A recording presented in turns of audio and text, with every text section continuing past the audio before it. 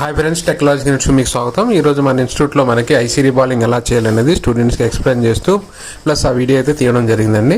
ఇక్కడ మనకి IC first అయితే మనం ఎలా లిఫ్టింగ్ చేయాలి, ఆ తర్వాత మదర్ బోర్డ్ ప్యాడ్స్ ఎలా క్లీన్ చేయాలి అనేది ఎక్స్ప్లెయిన్ చేస్తున్నాను. చూస్తున్నారుగా, మదర్ బోర్డ్ ప్యాడ్స్ అయితే ఫస్ట్ అయితే క్లీన్ చేసుకోవాలండి.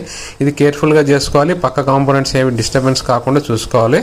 దీనికోసం నేను విక్ వైర్ యూజ్ చేశాను. ప్లస్ మనకి సాల్వింగ్ ఐరన్ వచ్చేసి 350, 360 టెంపరేచర్తో దీన్ని మనం క్లీన్ చేసుకోవచ్చు. చూడండి, ఆఫ్టర్ క్లీనింగ్ మనకి ప్యాడ్స్ అయితే క్లీన్ అయిపోయినాయి.